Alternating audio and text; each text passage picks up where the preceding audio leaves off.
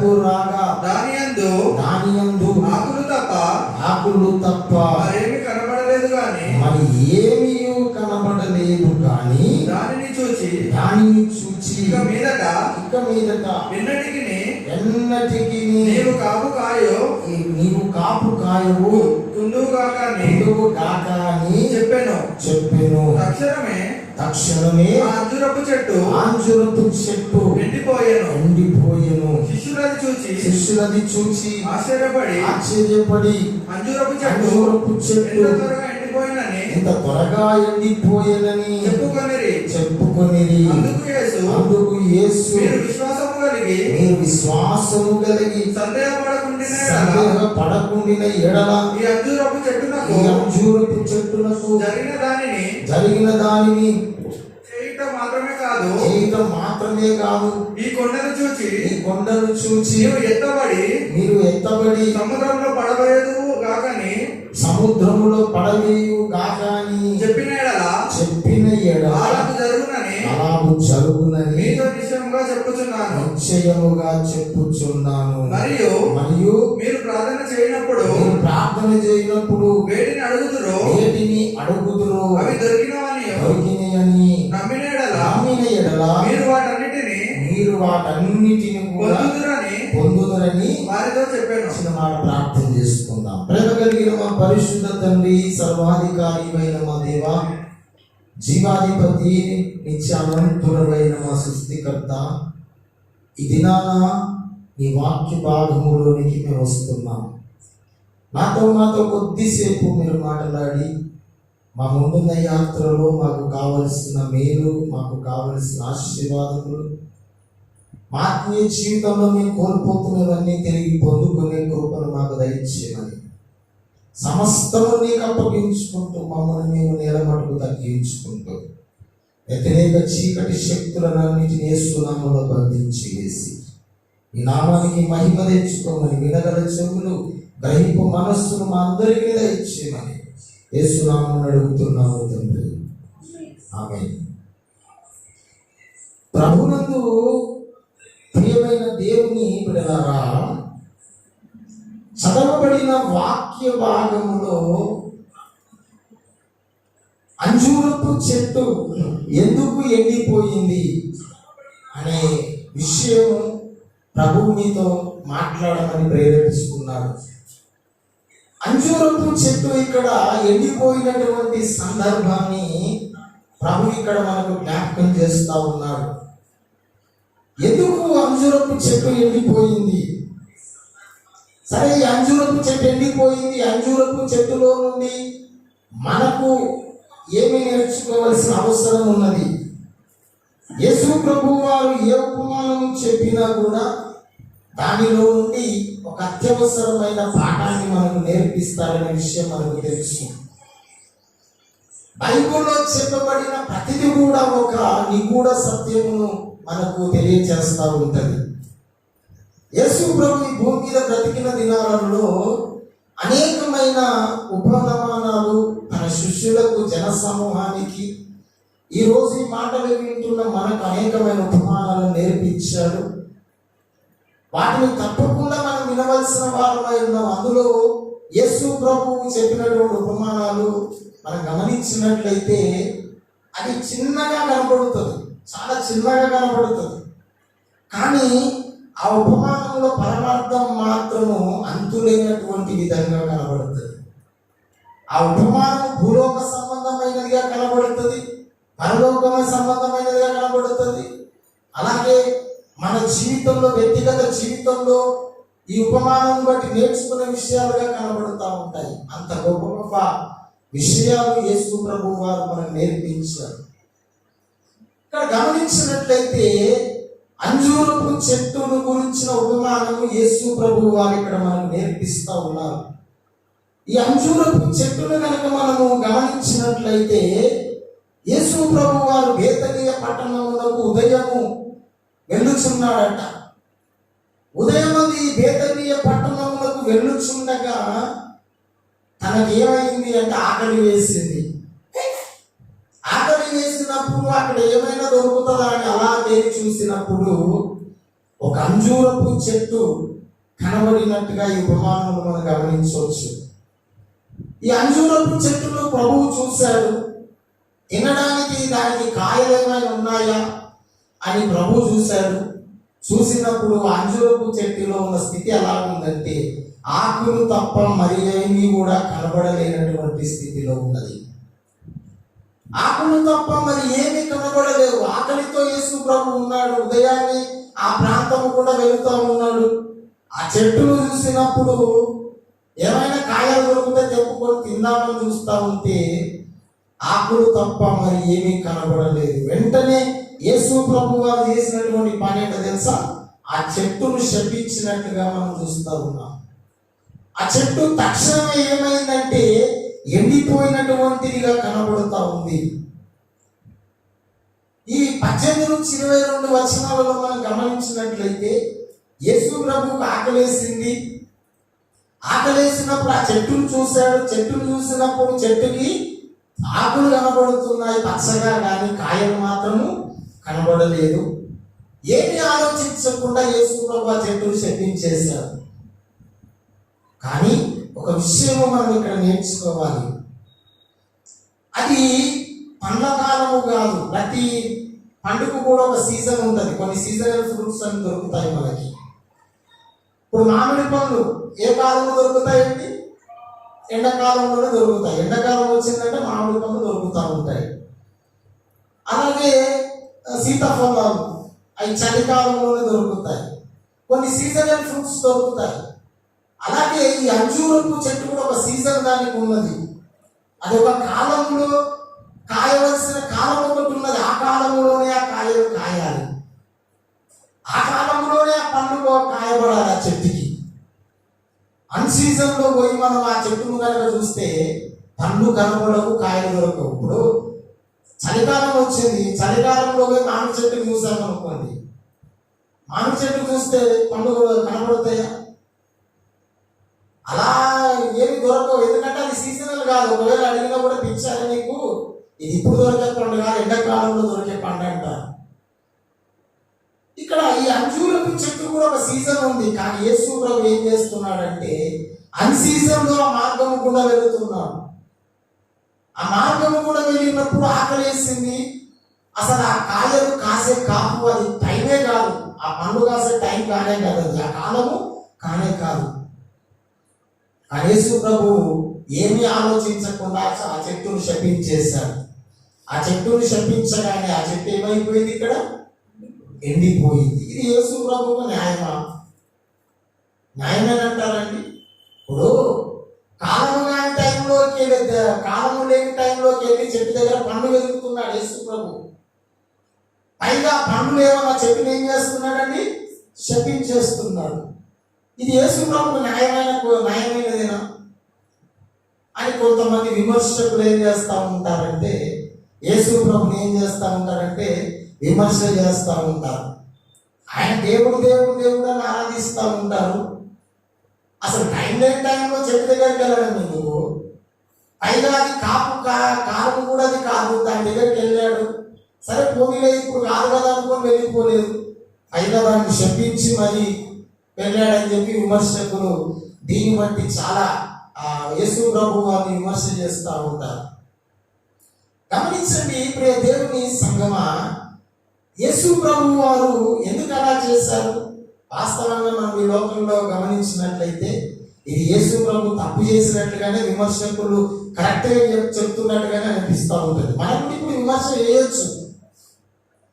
లోకం ఏం చేస్తూ ఉంటుందంటే యేసు ప్రభు ఎప్పుడు కూడా ఎక్కడ పట్టుకోవాలి, ఎక్కడ దొరుకుతాడు, ఏ తప్పును పట్టుకొని ఆయన విమర్శించాలని చివరి వరకు యేసు ప్రభుని అలాగే చూస్తూ ఉన్నారు.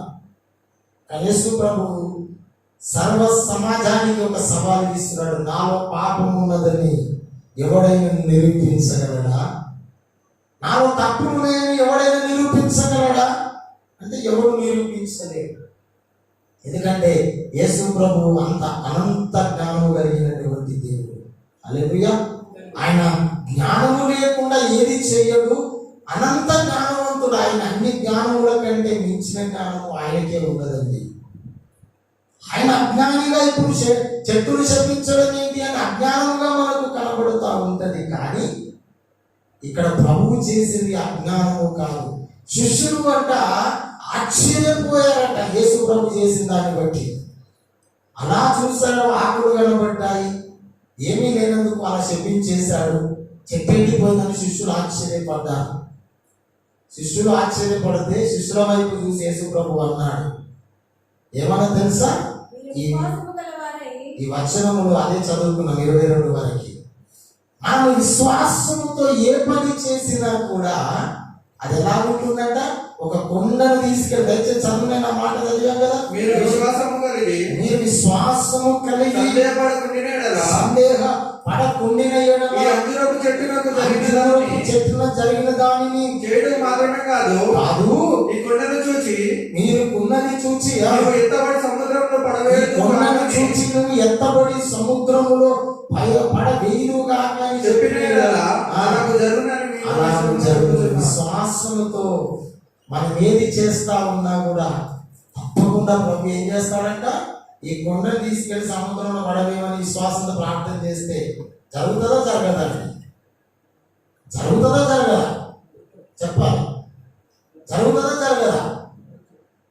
ఒక అమ్మ ప్రార్థన చేసింది అలాంటి ప్రార్థనని, కొన్ని రోజుల నుంచి ప్రార్థన చేసింది. తన తలుపుకి ఎదురుగా ఒక కొండ ఉందని ప్రార్థన చేసింది. ప్రతిరోజు ప్రార్థన చేయాలి.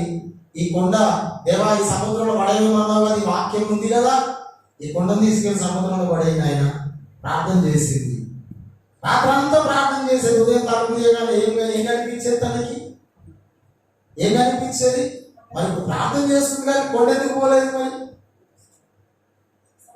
ఆయన ఆ కొండ చూసి అనేదంట, రాత్రంతా ప్రార్థన చేసి ఉదయం లేవగానే ఈ కొండ చూసి అనేదంట, నువ్వు ఎందుకు పోతావు? నువ్వు ఇక్కడ నాటుకుపోయినావు, నా ఇంటికి కూడా తెచ్చేసి కూర్చున్నావు, నువ్వు ఓవర్ నాకు తెలుసు అంటే అప్పటి వరకు చేసిన ప్రార్థనలో ఏమి లేదా మీ దగ్గర?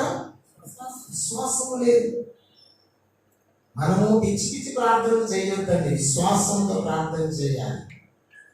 ఏది పడుతుంది? ఇది కొండ తీసుకెళ్ళి అక్కడ పడేయమన్నావు కదా, ఇప్పుడు నాకు వర్షం కావాలి, లేకపోతే నాకు ఇప్పుడు ఇది కావాలి అది కావాలని చేసి చూసినావా? ప్రార్థన చేయమంటాడు దేవుడు. అడుగుడు మీకు ఇవ్వకూడదు అంటాడు, అడుగుతేనేమో మాకు ఇయ్యడు అని చెప్పి దేవుడి మీద విమర్శలు చేస్తూ ఉంటారు. మన ప్రార్థనలో ఏముండాలండి? ఏముండాలి తల్లి? విశ్వాసం. ఒక మాట చెప్తానండి ఈ సందర్భంగా. ఒక బిడ్డ స్కూల్కి వెళ్ళే బిడ్డ ప్రతిరోజు స్కూల్కి వెళ్ళాలంటే ఒక కొండ ఎక్కి ఆవిడ పక్క స్కూల్కి వెళ్ళాలి. ఈ పక్క నుంచి నడుచుకుంటూ ఆ కొండ ఎక్కేసి ఆ కింది దిగి స్కూల్కి వెళ్ళి చదువుకొని మళ్ళీ ఆ కొండ ఎక్కి ఇంటికి వచ్చి చాలా ఇబ్బంది పడుతూ ఉండేది. కొన్ని సంవత్సరాలుగా ప్రార్థన చేసిందంట, ప్రభువా ఈ కొండ నేను ఎక్కి దిగి నడుచుకుంటే మళ్ళీ చదువుకొని మళ్ళీ ఎక్కి దిగి నడుచుకుంటూ రావడం నేను అలసిపోతున్నాను నాయన, నాకు సహాయం చేయమని కొన్ని రోజులు ప్రార్థన చేసిందంట. ప్రార్థన చేయగా చేయగా చేయగా ఒకరోజు గవర్నమెంట్ వాళ్ళు వచ్చి అక్కడ కొలతలు వేస్తా ఉన్నారు ఆ కొండ గురించి. ఏమని కొలతలు తెలుసా? ఈ కొండనంతా పడగొట్టి రోడ్డు వేసే ప్లానింగ్ తీసుకొచ్చారు గవర్నమెంట్ వాళ్ళు. అప్పుడప్పుడే సంతోషించింది, ఆయన నా ప్రార్థనకు జవాబుని ఈ గొప్ప కాన్సెప్ట్ తీసుకొచ్చామని. మన ప్రార్థనను విశ్వాసంతో ప్రార్థన చేస్తే దేవుడు ఏ వైపు నుండి సాయాన్ని తీసుకొస్తాడో మనకు అర్థం కాదు. మనం ఆలోచిస్తాము, మనం ఒకే వైపు ఆలోచిస్తాము, కానీ ప్రభువుకు అన్ని వైపుల నుండి సహాయం పంపించగలిగినటువంటి సమర్థుడై ఉన్నాడు ఆయన. హల్లెలూయా. ఏ వైపు నుండి నీకు వస్తుందో తెలియదు, ఏ వైపు నుండి వస్తుందో తెలియదు. ఏలియా బద్రీ వృక్షం కింద ఆకలి కొని ఉన్నాడు. తను ఊహించుంటాడంటే ఆ కాకుల చేత ఆహారం వస్తుందని ఊహించుంటాడు. కాకులు వేట ఎందుకు కొనసాగుతూ ఉంటది? అవి ఎందుకు ఎగురుతూ ఉంటాయి ఇళ్ళ పైన, ఆ ఇంటి ముందు ఎందుకు కలుస్తూ ఉంటాయి? ఏమైనా దొరికితే ఎత్తుకొని తిందామని ఆశ వాటికి. మరి అట్లాంటి మాంసం ముక్కలే దొరికాయి. మరి మాంసం ముక్కలు దేవుడు ఆజ్ఞాపించాడు, తినడానికి వీలు లేదు అని ఆజ్ఞాపించాడు. ఏలియా ఎక్కడి నుంచి సహాయం వస్తుందో తెలియదు, అలసిపోయి కూర్చున్నాడు. కాకుల చేత ఆహారాన్ని ప్రభు పంపించాడు. హల్లెలూయా. దేవుని బిడ్డలారా గమనించండి, యేసు ప్రభు వారికి హితబోధ చేస్తా ఉన్నాడు. నువ్వు విశ్వాసముతో చేసిన ప్రార్థనను బట్టి ఏదైనా కూడా జరుగుతాను. 22వ వచనంలో చెప్తున్నాడు, చదవండి అయినా. మరియు మీరు ప్రార్థన చేయనప్పుడు వేటిని అడుగుదురో అవి దొరికినవని నమ్మిన యెడల. చాలు చాలు. మనం ప్రార్థన చేసినప్పుడు ఏం నమ్మాలి? ముందు వేటిని అడుగుతున్నామో అవి మనకు దొరుకుతున్నాయని నమ్మాలి. మన ప్రార్థనలు ఏముండదంటే ముందు నమ్మకం ఉండదు. నమ్మకం లేకుండా నువ్వు ఎంత ప్రార్థన చేసినా ప్రయోజనం లేదు. అప్లై బట్ నాట్ రిప్లై అంటే అప్లికేషన్లు అక్కడికి వెళ్తూ ఉంటాయి. ఎన్నున్నాయో దేవుని దగ్గర మన అప్లికేషన్ ఒక్కొక్కరిగా చూస్తే, సంఘంగా చెప్పకూడదు కానీ ఒక్కొక్కరిగానే చూద్దాం. మనం ఎన్ని అప్లికేషన్లు ఉన్నాయో ప్రభు దగ్గర, అవన్నీ రిప్లై రావడానికి వీల్లేనటువంటి విధంగా ఉండిపోయాయి. దేవుని బిడ్డలారా గమనించండి, విశ్వాసంతో ప్రార్థన చేయాలని ప్రభు వారికి శిష్యులకు ఏం చేస్తా ఉన్నాడు? హితబోధ చేస్తా ఉన్నాడు. మంచిది.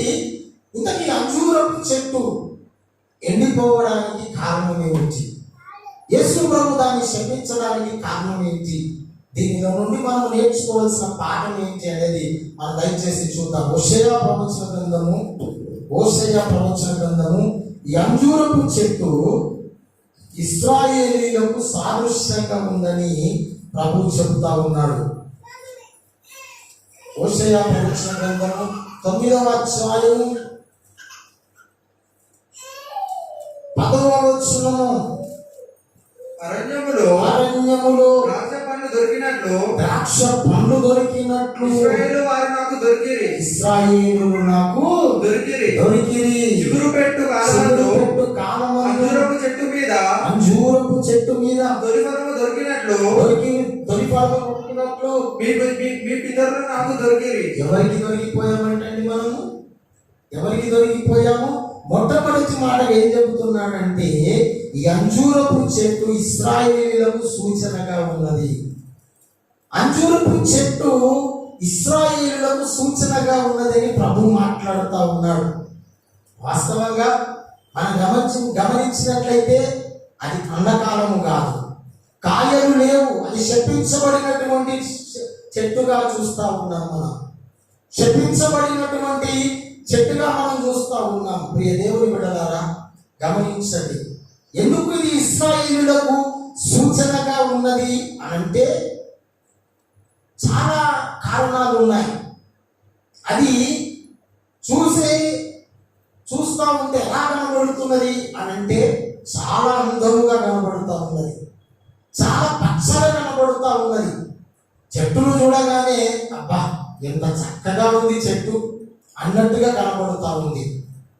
ఇదే మాట ఇశ్రాయేలులను కనుక ఈరోజు మనం పోల్చుకుంటే, ఈరోజు అనేక మంది క్రైస్తవ బిడ్డలు ఇశ్రాయేలు ప్రజలైన వారు యేసు ప్రభు పేరు పెట్టబడిన వారు ఎలా కనబడుతున్నారంటే పైకి చాలా పచ్చగా కనబడుతూ ఉన్నారు, పైకి చాలా పచ్చగా కనబడుతూ ఉన్నారు. అని లోపల మాత్రము అంతరంగం ఎలా ఉన్నది అంటే అది చెప్పుకోలేనంత దేవునికి దూరముగా ఉన్నది. అందుకే యేసు ప్రభు చాలా సందర్భాలు చెప్పారు, మీరు పెదవులతో నన్ను స్తుతిస్తూ ఉన్నారు కానీ మీ హృదయం నాకు ఎక్కడుందంట? చాలా దూరంగా ఉన్నదంట. దేవునికి మన హృదయం అనేది చాలా దూరంగా ఉన్నది. ఈరోజు మనం ప్రభువుని ఇశ్రాయేలు సూచనగా ఎందుకు పిలుస్తా ఉన్నాడంటే క్రైస్తవుడు అనే పేరు మాత్రము మనకు ఉన్నది, పేరు మాత్రం ఉన్నది. బైబిల్ పట్టుకొని పోతున్నాం. ఎక్కడికి పోతున్నాం తల్లి? ఎక్కడికి పోతున్నాం? బైబిల్ పట్టుకొని పోతున్నాం అంటే చర్చికి పోతున్నా, మందిరానికి పోతున్నా. ఓ అంటే నువ్వు క్రైస్తవుడవు, నువ్వు క్రైస్తవుడవు. తెల్లబట్టలు వేసుకున్నావు, చాలా బాగుంది. చేతిలో బైబిల్ ఉంది, అప్పుడు చాలా బాగుంది. మంచి ప్రార్థన ఉంది, అన్నీ ఉన్నాయి, బాగానే ఉన్నాయి. ఇవన్నీ పైకి మాత్రమే కనబడుతున్నాయి కానీ అంతరంగము మాత్రం ఎవరికి దూరంగా ఉంది? ఈరోజు ఎవరికి దూరంగా ఉందమ్మా? దేవునికి దూరంగా ఉంది. ఈరోజు ప్రభు ఏమడుగుతున్నాడు నీ నుంచి నా నుంచి అంటే నీ పై శోకుటము లేకపోతే నీ పైన ఉన్నవి అలంకరణ కాదండి ఈరోజు ప్రభు కావాల్సింది. నీ అంతరంగము ప్రభువుకి ఈరోజు కావాలి. హల్లెలూయా. మన అంతరంగం ఈరోజు ప్రభువుకు కావాలి. అంజూరపు చెట్టు ఇశ్రాయేలుకు సూచనగా ఉన్నది అని ఇక్కడ మాట్లాడుతున్నాడు. అది పైకి చూస్తే చాలా పచ్చగా ఉంది, ఒక చెట్టు పెట్టాము అనుకుందాం. ఒక చెట్టు పెట్టాము.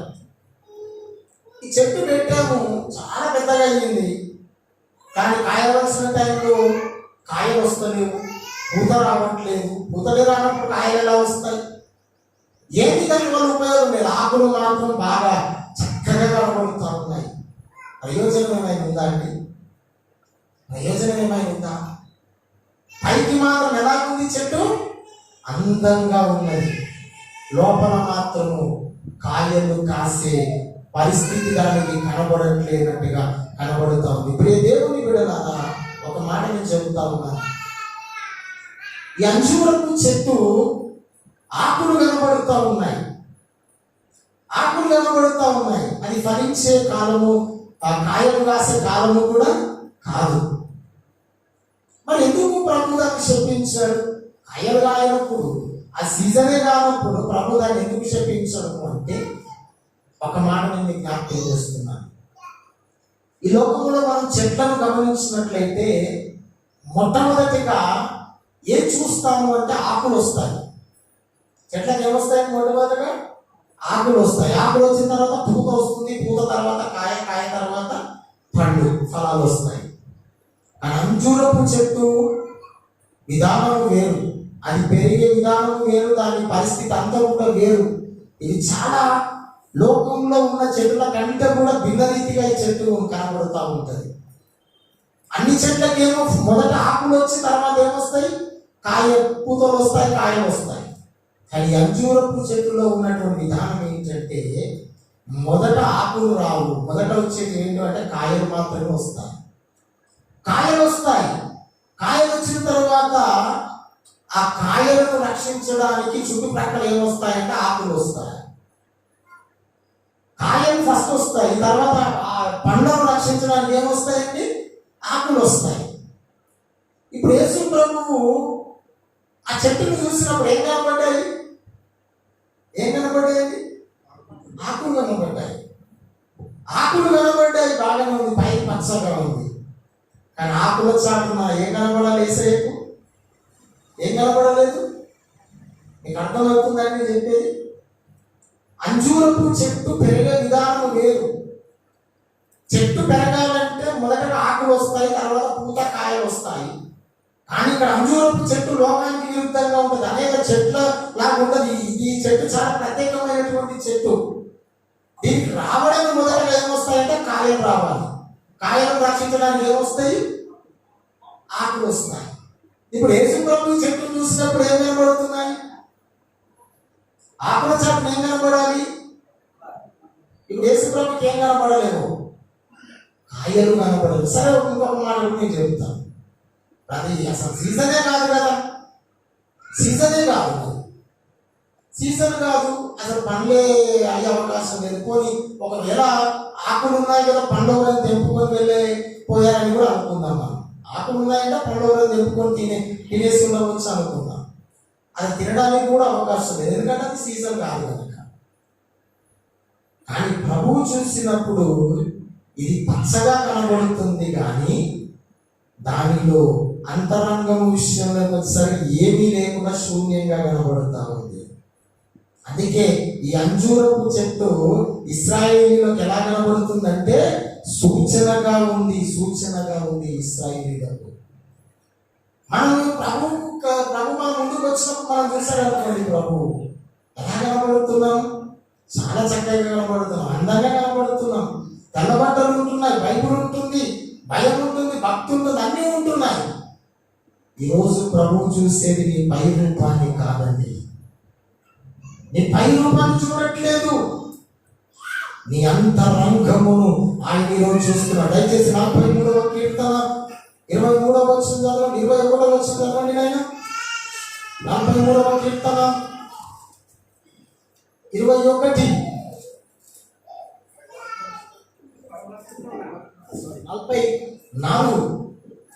44వ కీర్తన.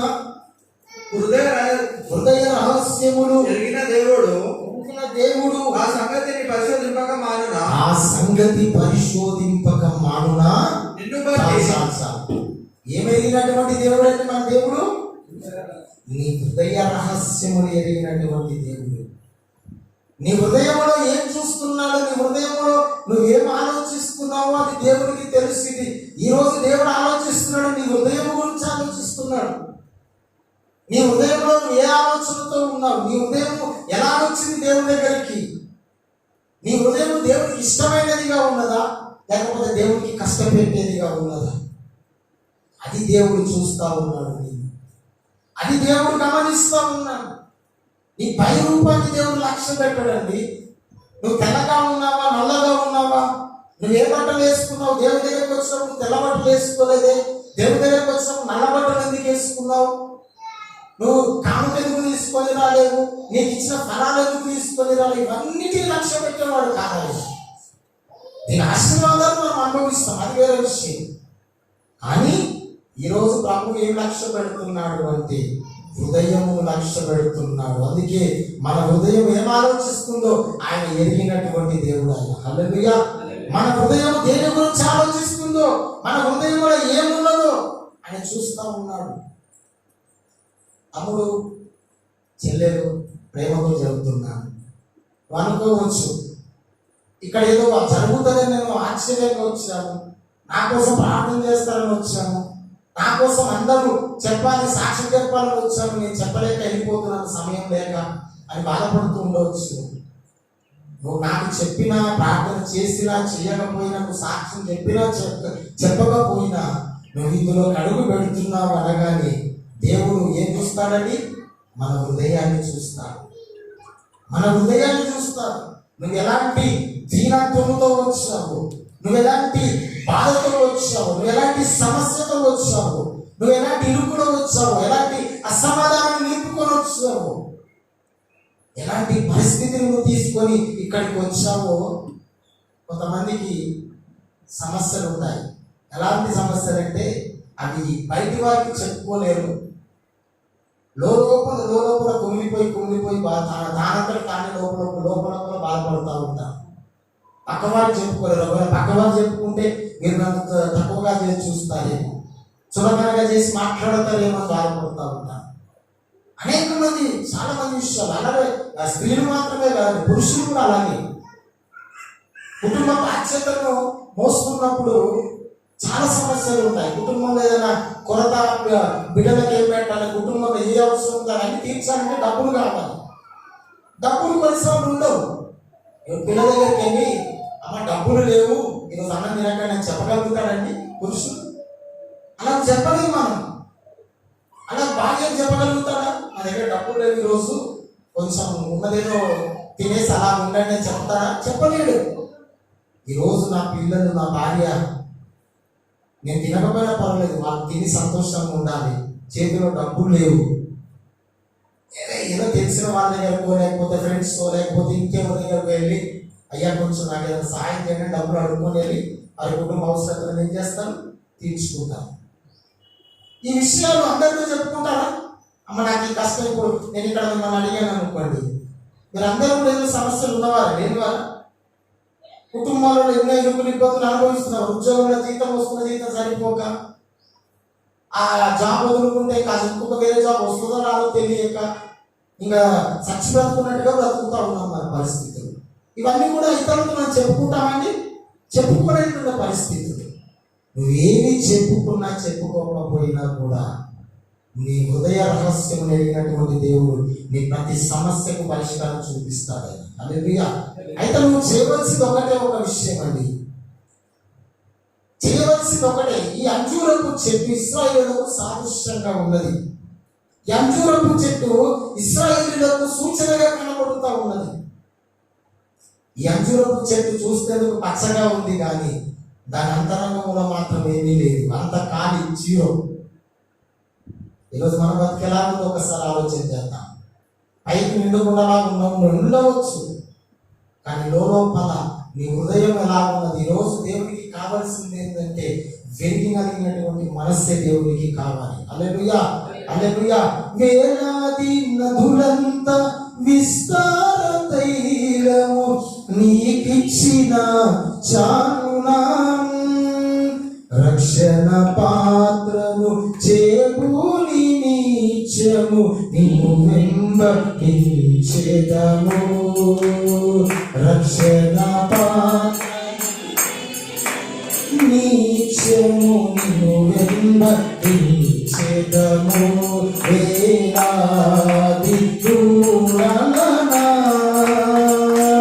వేలాది పొందేలనా నీవు చేసిన ఉపకారములకు నేనేమి.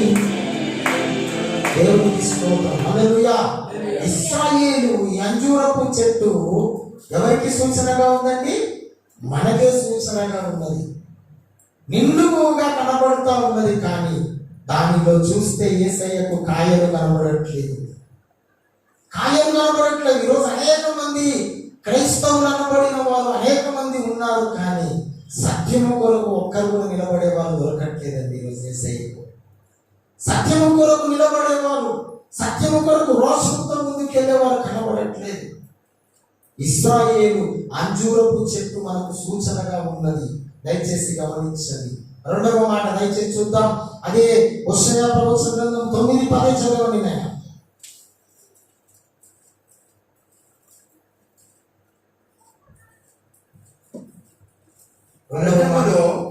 ద్రాక్షవల్లి దొరికినట్లు ఇశ్రాయేలు వారు నాకు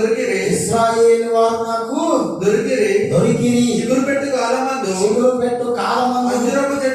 అంజూరపు చెట్టు మీద దొరికినట్లు మీరు మీ పితరులు నాకు దొరికిరి. అట్లయితే వారు బయలుదేరు వద్దకు వచ్చి ఆ రజకరమైన దేవులకు తమ్మును తాము అప్పగించుకొనిరి. తాము మోయించిన దాని వలనే వారు హేయులైరి. రెండవ మాట చూడండి. ఈ ఇశ్రాయేలు ఆకులతో అనగా లోకాచారాలతో ఏమైపోయిందంటే మునిగిపోయినట్టుగా కనబడుతూ ఉంది. ఈ ఇశ్రాయేలు ఎలా కనబడుతూ ఉంది? ఆకులతో కనబడుతూ ఉంది. అంటే లోకములో అనేకమైన ఆచారాలలో మునిగిపోయినట్టుగా కనబడుతూ ఉంది. లోకములో ఉంటున్నాము. దేవుడు మనం ఎక్కడి నుండి ప్రత్యేకపరచాడండి? ఎక్కడి నుండి ప్రత్యేకపరిచాడు చెప్పాలి. ఎక్కడి నుంచి ప్రత్యేకపరచాడండి? లోకము నుండి మనం ప్రత్యేకపరిచాడు. లోకము నుండి మనం వేరు కావాలని ప్రభు యొక్క చిత్తమై ఉన్నది. మరి లోకము నుండి ప్రత్యేకపరిచిన దేవుడు మరి ఇక్కడ ఉన్న ఇశ్రాయేలు ప్రజలు ఏ ఆచారంలో మునిగిపోయారు? ఎంత చక్కగా మాట చూడండి ఎలా మాట్లాడారు. అయితే వారు బయలుపోయేరు వద్దకు వచ్చి ఆ లజ్జకరమైన దేవతకు తమను తాము ఏం చేశారు? అప్పగించుకున్నారు. లోకాచారాలలో వారు ఏం చేస్తున్నారండి? మునిగిపోయారు. క్రైస్తవుడని చెప్పుకుంటున్నాము, కానీ లోకాన్ని వెంబడిస్తూ ఉన్నాం. లోకం ఏం చేస్తుందో, లోకం సినిమాలకు పోతే మనం కూడా ఏం చేస్తున్నామండి? సినిమాలకు పోతున్నాం. లోకము చేయడానికి పనులు చేస్తున్నప్పుడు మనం కూడా వాళ్ళతో పాటుగా చేయడానికి పోతున్నాం. లోకానికి మనకి ఏ ప్రత్యేకత లేదు. లోకంలో అన్ని వాళ్ళు ఏమేం చేస్తున్నారు, మనం అవన్నీ చేస్తూనే ఉన్నాం. కష్టము ప్రార్థన చేస్తున్నాం, కష్టం తీరకపోతే ఏం చేస్తున్నామండి? వేరే దాన్ని మనం ఆశ్రయిస్తూ ఉన్నాం. దేవుని కాని దానిని మనం ఆశ్రయిస్తూ ఉన్నాం. దేవుడు కాని దానిని మనం పూజిస్తూ ఉన్నాం. మొదటి యోహాను పత్రికలో అంటాడు, లోకమునైనను లోకములో ఉన్న వాటినైనా ఏం చేయొద్దు. దయచేసి మొదటి యోహాను పత్రిక 1:15-16 చదవండి నైనా. మొదటి యోహాను పత్రిక 1:15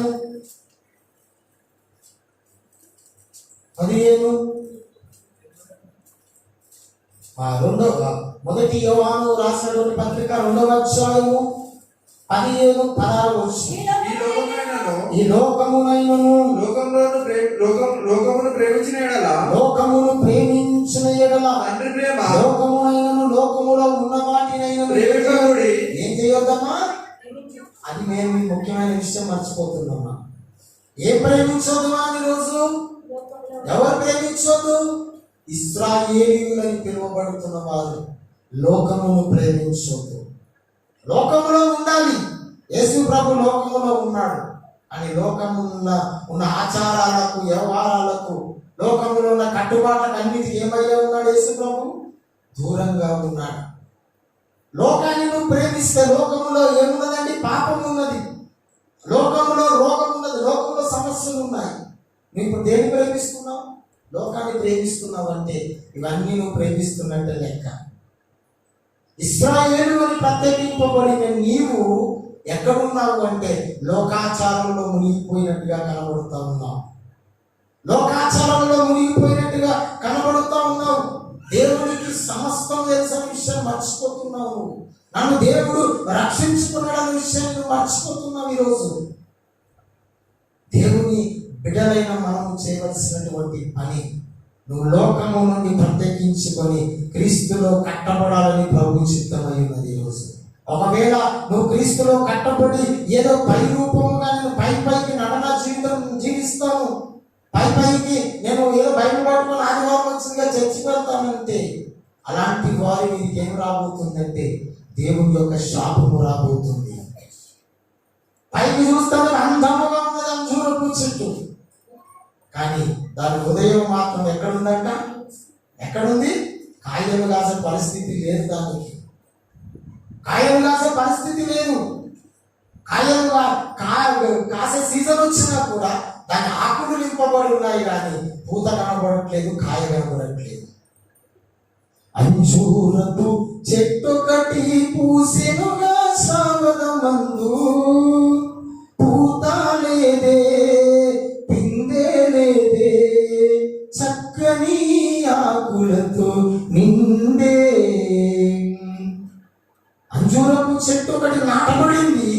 ఈ నాటబడిన చెట్టు ఏముండదు, ఏం లేదండి. ఈరోజు పూత లేదు, కాయ లేదు, ఆకులతో నింపబడి ఉన్నది. ఆ రావాల్సిన కాలం వచ్చినా కూడా ఆ ఆకులతోనే నింపబడి ఉన్నట్టుగా కనబడుతుంది, కానీ పూత మాత్రము కాసే విధంగా దాని ఆనవాళ్ళు కూడా మనకు కనబడట్లేదు. ఏ దేవుని సంగమా, ప్రభు అంటున్నాడు, నువ్వు లోకాచారాలలో మునిగిపోయావు. ఇశ్రాయేలుని పిలువబడుతున్న మనము అనేకమైన లోకాచారంలో మునిగిపోతూ ఉన్నాం. ఈ లోకాచారంలో మునిగిపోయి దేవునికి మనము దూరం అవుతా ఉన్నాము. దేవుని నుండి దూరంగా వెళ్ళిపోవాలని ప్రయత్నం చేస్తా ఉన్నాం. అందుకే ప్రభు అంటున్నాడు, నీ హృదయము ఈరోజు నాకు కావాలి, నీ హృదయము నాకు కావాలి, హృదయము నాకు కావాలి. మనం ప్రభువుని ఏం చేస్తామో తెలుసా అండి? మర్చిపోలేదంటూనే మర్చిపోతా ఉన్నాం. కీర్తనలు దయచేసి చూడండి అమ్మా. కీర్తనలు 44వ కీర్తనలు మరొక ఒకసారి అవుతాం. 44వ కీర్తన 17 చదవండి. ఇదంతయు మీ మీదికి వచ్చినను మేము నిన్ను మరవలేదు. నీ నిబంధనను మరి ద్రోహులము కాలేము. మా వెనకకు మరలిపోలేదు. ఏం చెప్తున్నాడండి భక్తుడు ఇక్కడ? ఇవన్నీ మాకు జరిగినాయి, అయినా ఏమంటున్నాడు? మేము నిన్ను మర్చిపోలేదు అంటున్నాడు.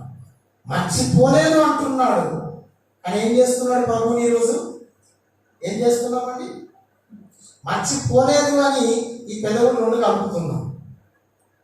మర్చిపోలేదు అని ఈ పెదవులు కలిపి చెప్తున్నాం ఈ మాట, కానీ నీ హృదయము ఏమి కలపకుండా దూరంగా ఉంటుంది. మర్చిపోలేదని పెదవులతో అంటున్నాం, మర్చిపోలేదని హృదయంతో అంటున్నాం. ఏది సత్యము? మర్చిపోలేదు. ఒకవేళ నువ్వు నిజంగా మర్చిపోయినటువంటి కృతజ్ఞుడు అయితే 103వ కీర్తనలో ప్రభు ఎందుకు మాట్లాడేవాడు? ఆయన చేసిన ఉపకారములలో దేనిని మరవద్దని చెప్పేవాడండి. మనం మర్చిపోతున్నాం కనుకనే కదా మర్చిపోద్దని చెబుతున్నాడు ఆయన. ఏ దేవుడు కూడా వెళ్ళారా? నోటితో ఒక మాట చెబుతున్నా, హృదయంతో ఇంకొక పని చేస్తున్నామా? నిన్ను నీ మాటకు నువ్వు నడుస్తున్న తీరుకు సంబంధం లేదు అసలు. ఈరోజు చూస్తే నడవను నోటి మాటను బట్టి చూస్తేనే దేవుని బిడ్డ ఇశ్రాయేలు, కానీ క్రియలు చూస్తే మాత్రము ఈయన లోకములో ప్రేమించే వాటిని ప్రేమించేవాడని చెప్తున్నారు లోకం. అందుకే ప్రభు ఏమంటున్నాడు తెలుసా? ఇశ్రాయేలు ఎక్కడ మునిగిపోయింది? ఈరోజు లోకాచారంలో మునిగిపోయింది. లోకం క్రియలలో మునిగిపోయింది. లోకం ఏమి చేస్తున్నారో అవి చేసుకుంటూ వెళ్ళిపోవాలని ముందుకు వెళ్ళిపోతా ఉన్నా. దయచేసి నేను చెబుతున్నానండి, ఇశ్రాయేలు అని పిలువబడుతున్న నీవు ప్రత్యేకంగా ఉండడానికి ప్రయత్నించండి. లోకంలో ఉన్నవాడినైనా ప్రేమించొద్దు. ఇది దేవుని యొక్క మాట, దేవుని యొక్క మాట. దేవుని కాని వాటిని నువ్వు ఆరాధించడానికి వీలు లేదు. దేవునికి చెందవలసిన మహిమ దేవునికే చెందాలి. హల్లెలూయా, హల్లెలూయా. ఆయన గొప్ప నామం, ఆయన భయంకరమైన నామం, అది ఆయనకు మాత్రమే చెందవలసిన ఘనత ఉన్నది.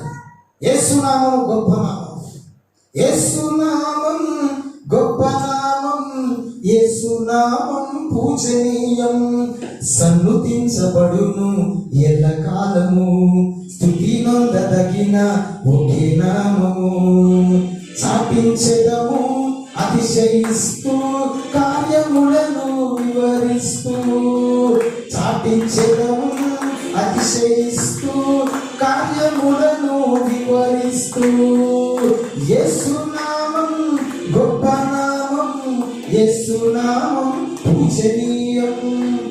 ఏ నామం గొప్ప నామం అండి?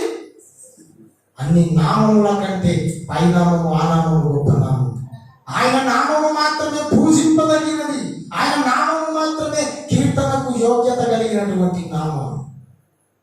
ఆ నామమును గొప్ప చేయాలి కానీ నువ్వు ఆ నామమును పక్కకు పెట్టి పైన మాత్రము యేసయ్య నామము, లోపల మాత్రము నీ హృదయం మాత్రం దేవునికి దూరంగా ఉండిపోతుంది. లోకాచారాలను మనం పాటించే వారంగా ఉండదని రెండవ మాటలో మీకు తెలియజేస్తున్నాను. ఇశ్రాయేలు, ఈ అంజూరపు చెట్టు ఇశ్రాయేలులకు సూచనగా ఉంది. ఈ అంజూరపు చెట్టు ఎవరో కాదండి, ఈ అంజూరపు చెట్టు నీవు నేనే ఒక అంజూరపు చెట్టు అయి ఉన్నాం. ఈ అంజూరపు చెట్టుగా ఉన్న నీవు పేరుకు మాత్రమే పై రూపంగా ఆకులు పచ్చగా ఉన్నట్టుగా కనబడుతున్నావా? లోకాచారంలో మునిగిపోయి యేసుకు నువ్వు దూరంగా ఉంటున్నావేమో. దయచేసి గమనించండి. మూడవ మాటగా దయచేసి చూద్దాం. మూడవ మాటగా మత్తయి సువార్త, నేను త్వరగా ముందుకు వెళ్తాను. మత్తయి సువార్త 7వ అధ్యాయము 19వ వచనం. ప్రభువు ఇస్తున్నటువంటి శాపము, మంచి ఫలములు ప్రతి చెట్టు నరకబడి అగ్నిలో పడవేయబడును. హల్లెలూయా. మంచి ఫలము ఫలింపని చెట్టు ఎక్కడ పడవేయబడుతుందండి? ఎక్కడ? ఈరోజు నేను ఒక మాట చెబుతున్నాను, అందరూ ఈ మాట రాసి పెట్టుకోండి. ప్రభువుకు ఈరోజు కావలసినది ఆకులు కాదండి. ప్రభువుకి ఈరోజు కావాల్సింది ఏంటి కాదు? ఆకులు కాదు. ప్రభువుకు కావలసినది ఫలాలు కావాలి ఈరోజు. హల్లెలూయా, హల్లెలూయా. ప్రతి ఒక్క బిడ్డ ఒక ఫలము కావాలని ప్రభు చిత్తమై ఉన్నది. సంజీవన గట్టి హల్లెలూయా చెప్పు. హల్లెలూయా. ప్రభు చిత్తం ఏమైనదండి ఈరోజు? చెప్పాలి, ఏమైనదండి? ప్రతి ఒక్క బిడ్డ ఏం కావాలని ఆశపడుతున్నాడు ఈరోజు? ప్రతి ఒక్క బిడ్డ ఒక ఫలము కావాలని ఆశపడుతూ ఉన్నారు. ఒక చెట్టు చూడండి, ఒక చెట్టు మనం పెట్టామంటే ఆ చెట్టు ఎదిగి పెద్దగా పూత కాసి కాయలు ఫలాలు వచ్చినప్పుడు అనేకులు దాన్ని తిని ఏం చేస్తారంటే ఈ చెట్టు ఎవరు పెట్టారేమో వారి కడుపు సన్నగా ఉండని ఆశీర్వదిస్తారు. వారిని ఆశీర్వదిస్తారు. ఈ చెట్టును పెట్టిన వాళ్ళను మెచ్చుకుంటారు, దీవిస్తారు. ఆ ఫలాలు కొన్నిసార్లు మనం తినొచ్చు, తినకపోవచ్చు. ఈరోజు ప్రభువు కూడా ఈ లోకానికి మనము ఆశీర్వాదకరమైన ఫలాలుగా ఉండాలని ప్రభు ఆశపడుతున్నాడు. నువ్వు ఆశీర్వాదకరమైన ఫలముగా ఉండాలి. నీలో నుండి అనేకులు ఫలాలు తీసుకొని తినేటట్టుగా నీ జీవితం ఉండాలని ప్రభు కోరుకుంటున్నాడు. నీ దగ్గరకు వచ్చినప్పుడు అనేకులు ఎలాగ ఆశ్చర్యపోవాలంటే, ఈ దేవుని బిడ్డండి, వీళ్ళ దగ్గరికి వెళ్ళి కొద్దిసేపు మాట్లాడాలండి, వీరితో కొద్దిసేపు ముచ్చటించాలండి, వీరితో మాట్లాడితే చాలా బాగుంటుంది అని సంతోషించాలి. అలాంటి ఫలభరితమైన జీవితాలు మన జీవితాలు ఉండాలండి. ఈరోజు అనవసరంగా ప్రభు శాపానికి మనం గురి కావద్దని 3వ మాటలో ప్రభు తెలియజేస్తున్నాడు. ఫలింపని ప్రతి చెట్టు ఏమైపోతుంది? అంజూరపు చెట్టు అని పిలువబడుతున్న నీవు నేను. ఆ ఫలింపని అంజూరపు చెట్టు ఏమైందండి? ఫలాలు లేవు, కాపైతే కాస్తుంది, ఆకులు కనబడుతున్నాయి. దాన్ని ప్రభు ఏం చేశాడో తెలుసా? శపించేశాను. నువ్వు అవసరం లేదు, లోకానికి నువ్వు అవసరం లేదు. ఎందుకు అవసరం లేదు? మీలో ఫలాలు లేవు, కాపు లేదు. ఈ సంవత్సరం పోనీలే ఉండనిచ్చాను, ఎరువేశాము, నీళ్లు పోసాము, మందు పెట్టాము, అన్ని పెట్టి ఈ సంవత్సరం ఉండనిచ్చాను.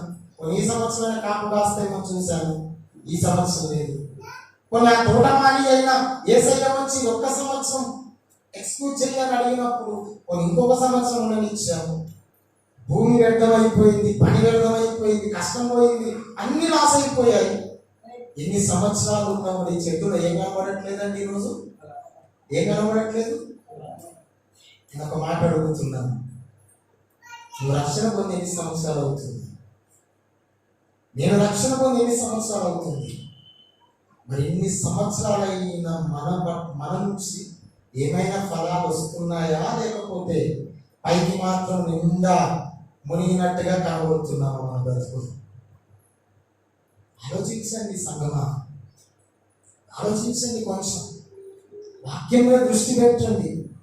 పైకి నువ్వు బాగానే కనబడుతున్నావు, ఆశీర్వదించబడడం అంటే నువ్వు మాత్రమే, నీ పిల్లలు, నీ కుటుంబము, నీ దగ్గర 4 రూపాయలు, నాలుగు ఒక కారు, ఒక బిల్డింగ్ ఉన్నంత మాత్రాన ఆశీర్వించబడినట్టు కాదండి.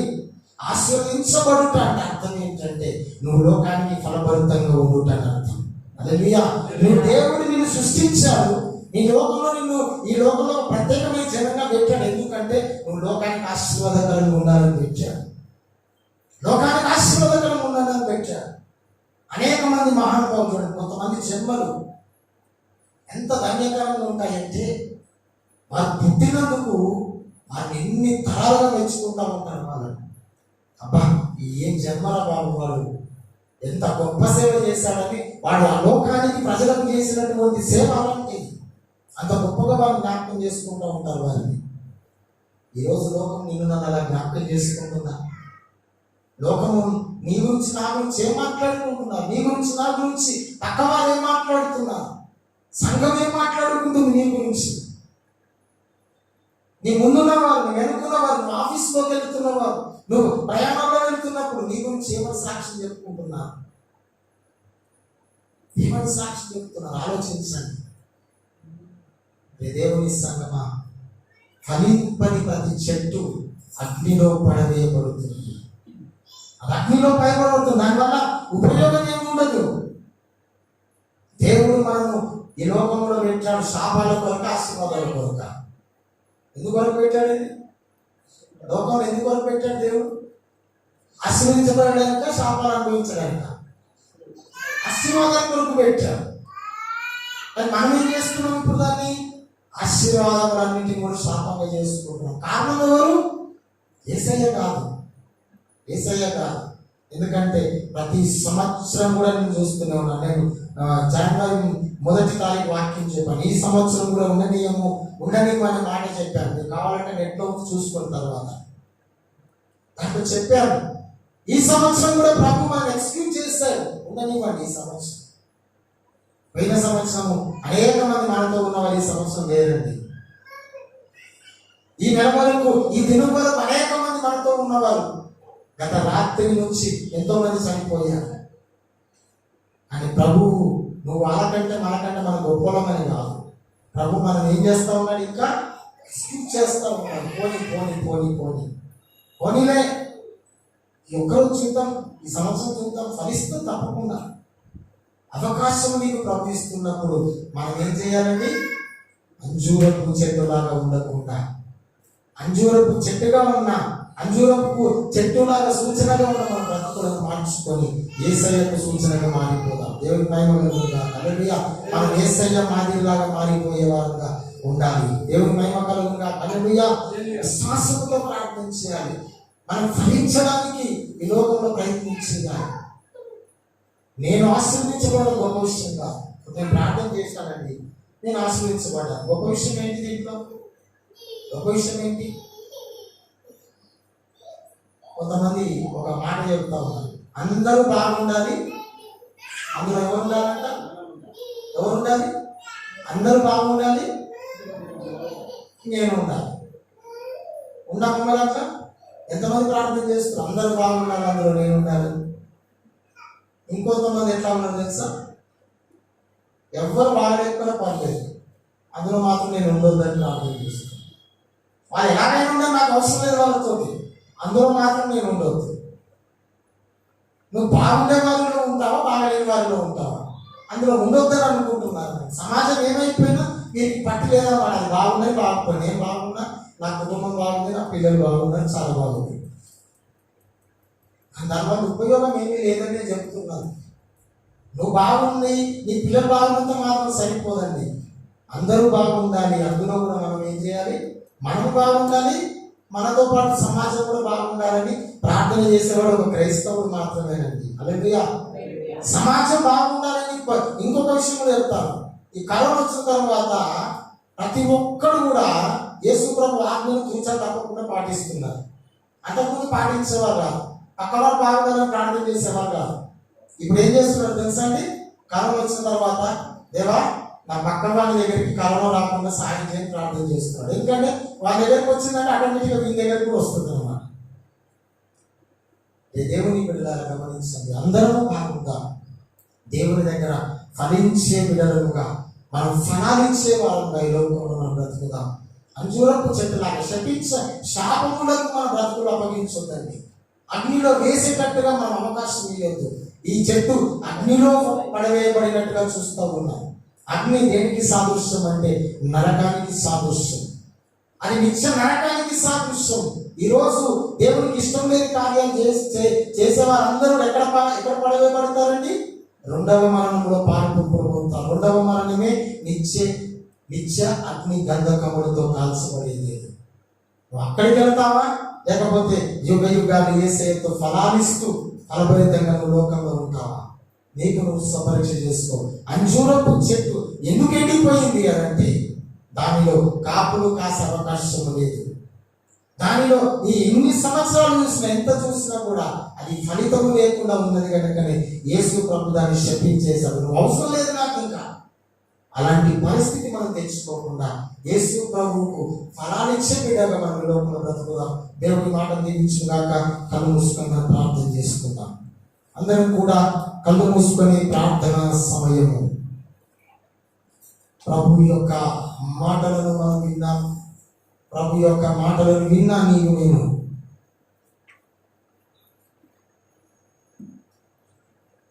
ప్రభు యొక్క సంస్కరణలోనికి మనం వెళ్ళబోతున్నాం.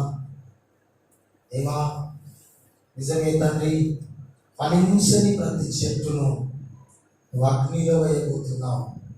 ఇలాంటి దౌర్భాగ్యమైన స్థితి నాకు వద్దు. అంజూరపు చెట్టులాగా నాయన తండ్రి నేను ఎండిపోయే స్థితి నాకు వద్దు నాయన. ఫలాలిచ్చే బ్రతుకు నాకు కావాలి.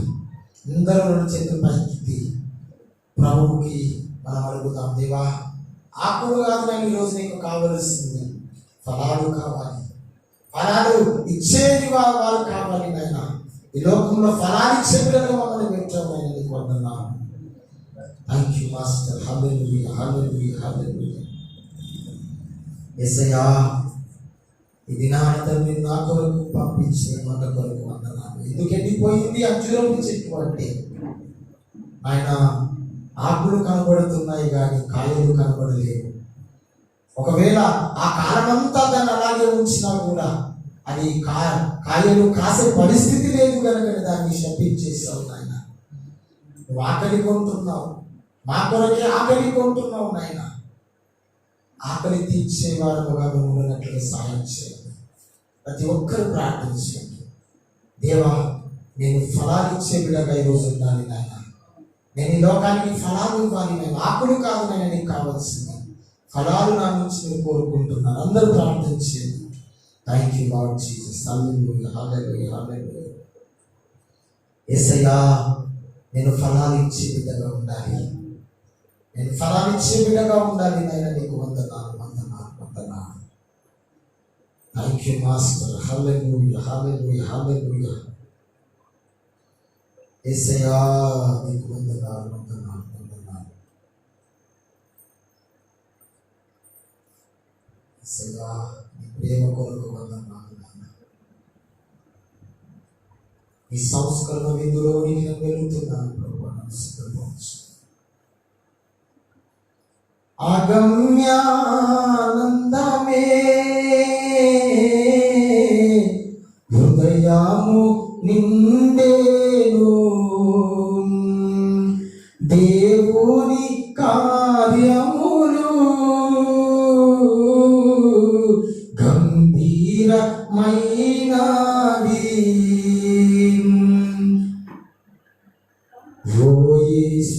ఓ యేసు నీ ప్రేమ అనే పాట పాడుకుంటూ చప్పట్లు కొడుతూ మన ప్రభువుని చెప్తాం. ఓ యేసు నీ ప్రేమ